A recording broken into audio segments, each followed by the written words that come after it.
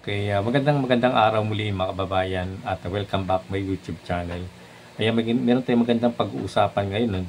At confirm na nga mga kababayan itong si Congressman na Saldico ay nasa Amerika na. Yan, kinumpirma yan mga kababayan ng prinsesa ng House of Representatives na si Princess Abante mga kababayan. Ito pakikinggan natin ang kanyang video, no? Talagang pinatunayan niya na sinahayag niya sa press conference nitong House of Representatives na si Saldico nga ito mga babaeng sa Amerika na. Ito pakinggan natin. Sa Office of the Secretary General, sa alam ko, he's currently out of the country. I understand he is nasa United States siya for medical treatment with appropriate travel documents. Kung ano yung mga travel documents na yon, wala pa akong copy. So I still have to coordinate further with the Office of the Secretary General. At Ayan, mga kababayan, ano? Talagang kinumpirma na ni Princess Abante na si Congressman Saldico ay nasa Amerika na. Ang reason ay nagpapagamot, merong karamdaman. Yan ang pinaka mga kababayan, yung sakit ng mga politiko pag sila'y nako-corner na sa makabalastugang ginagawa nila. Yan ang reason nila, no? Merong mga sakit, may mga karamdaman.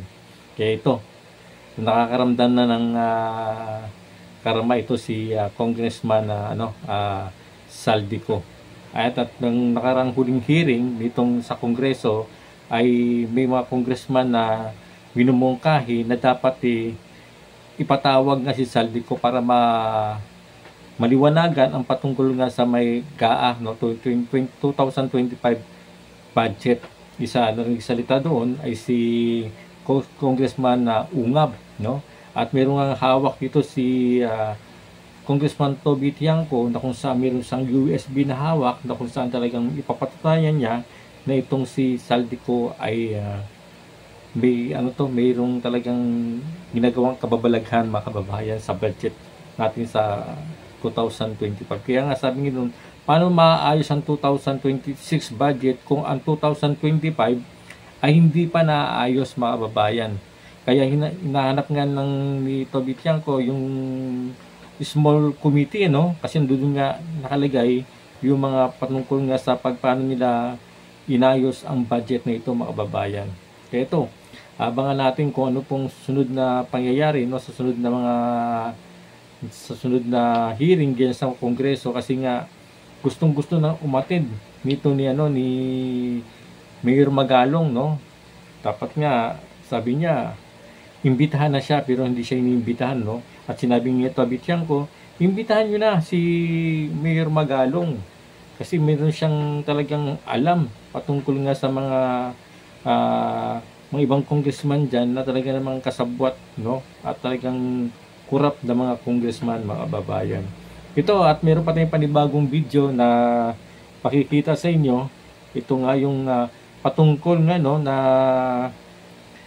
kay pahayag ni Congressman Tiangco, Toby Tiangco, na medyo sabi niya rito, natatakot na, no? Nabahag na yung buntot ng mga congressman, ng mga Tricom at Quadcom na dating matatapang, ngayon medyo nabahag na ang mga buntot mga kababayan. Ito, interview ito ng Net25 na si Ali Soto dito kay kay Congressman Toby Tiangco. Pakinggan natin mga kababayan. Ang desisyon nung karamihan sa inyong mga kasamahan doon ay unahin muna itong mga contractors, yung issue ng mga contractors with regard to the anomalous flood control projects. Imbis na tawagin for example si Mayor Magalong para papangalanan yung sinasabi niyang 67 mga congressmen na kontratista din, or ipatawag itong mga taga 19th Congress na si Congressman Saldico, si former Senator Grisco, para malaman po natin anong nangyari nga doon sa 2025 budget, no? But are you amenable or was it even decided na pagkatapos itong mga kontratista, kayo naman ang pagbibigyan? Were you given that assurance? Well, sinasabi, lokohan to. Di ba? Yun ang ibig sabihin nung sinabi ni Mayor Magalong, di ba? Sarsuela. Oo, sarsuela. Kung masaswela, na-offend naman yung mga nagsasaswela. Di ba? Meron pa ba? Wala na yata eh. Parang wala na yata. Hindi na uso Hindi, yata pero yun. okay, wag na tayo ano to basta. Lokohan. Lokohan. Yeah. Di ba? Lokohan. Tila nabahagang buntot. Dati ang tatapang ng Tricom, ng Quadcom, pag tinawag mo silang lokohan, hoy, bukas pumunta ka dito. Bakit mo kami natawag na nanloloko? Oo. Diba? Ayan, mga kababayan, ano? Sabi ni Congressman Toby Tiangco ay nabahag na ang buntot nito mga Tricom at saka Quadcom. Kasi mga kababayan, ang tatangapang ng mga to, di ba? Pag nakarinig na ito na pagsabihan lang sila na hindi nila nagustuhan, automatic na tawag ka agad nila. Itong mga vlogger, kung sino man mga tao na hindi nakapagsalita ng maganda sa kanila, nag-criticize sa nila, galit na galit sila. Ngayon, nagsasalita to si Mayor Magalong, mga kababayan, ano, na sinasabi niya itong committee dito sa may House of Representatives ay lokohan lang to, no? Ngayon, bakit hindi nila kaya ipatawag ito si Mayor Magalong? Kasi natatakot sila, mga kababayan, kasi mayroon talagang hawak na alas itong si Mayor Magalong. Hawak niya ang 67 congressman na kung saan sangkot dito sa may anomalya, no? Sa may 2025 budget na kung saan ginamit nila yung flood control sa DPWH, mga kababayan. Alam na natin kung sino yan, mga kababayan. Sino ba yan? Sino ba yung mga sangkot dyan? Di ba kasama dyan si Saldico? Di ba kasama dyan si Dong Gonzales? No? Si Suarez? Kasi magtotropa yan sila, mga kababayan. Sila magbabarkada niyan. Nagsalita na nga si Saldico eh. Mga nakaripas na mga buwan eh.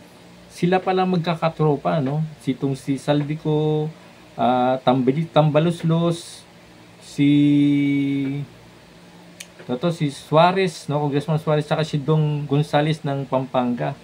Yan, sila yan, mga kababayan. At marami pang iba. Kaya natakot sila na imbitahan itong si Mayor Magalong kasi mabubunyag yung kanilang mga kawalang hiyaan, mga kababayan. Kaya ito na nagsisimula na, no? Ito nagsisimula na yung yung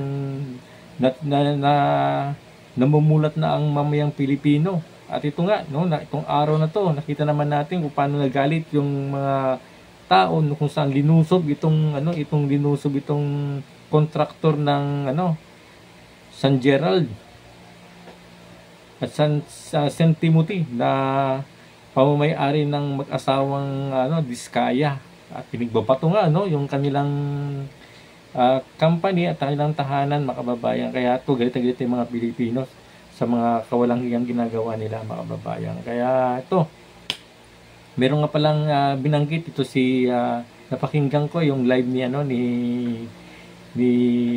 Ka Eric Celis, no? At meron nga palang gaganapin bukas, Friday, na rally dyan sa may EDSA Shrine. Ayan, pangungunahan daw yan ng mga makakaliwa, mga kababayan. Mga CCP, NDF, mga kababayan. Kaya medyo na alam kung magulo yan o pero talagang ang panawagan nila ay bumaba na, no, sa pwesto itong si Pangulong Bongbong Marcos. Kaya dapat sana wala namang kaguluhan na mangyayari, no? Peaceful rally lang sana at may pahayag nila ang kanilang saloobin at huwag magaya kagaya sa may nangyari sa may Indonesia, no? Talagang galit na galit ng ating Indonesia sa mga politikang korap doon sa bansa nila, no? Sinunog yung mga bahay, pinuwa yung mga gamit sa loob ng mga bahay nila. Matindi, mga kababayan, At ito nga, unti-unti nakikita natin na talagang yung galit ng taong bayan kasi nga yung pera ng nawinaldas nila, no, yung pinurap nila ay talagang bilyon-bilyon. Hindi lang 2 milyon, hindi bilyon-bilyong binaldas nilang pera sa kaban ng bayan, mga kababayan.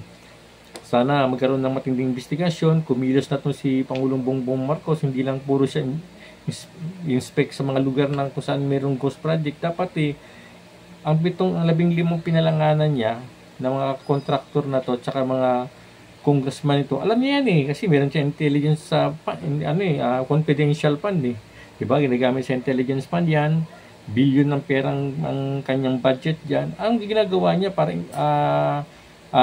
imbestigahan niya, no? At alamin niya kung sino pa may utak nito sa may DPWH at saka sa Kongreso, mga kababayan. Ayan, at hanggang dito na lang ating update dito sa ating nag-usapan patungkol nga sa may kay Saldico, mga kababayan, no? At kung bago na sa aking channel, please like and subscribe para updated ka sa aking ginagawang upload video. Okay, bye-bye po and God bless.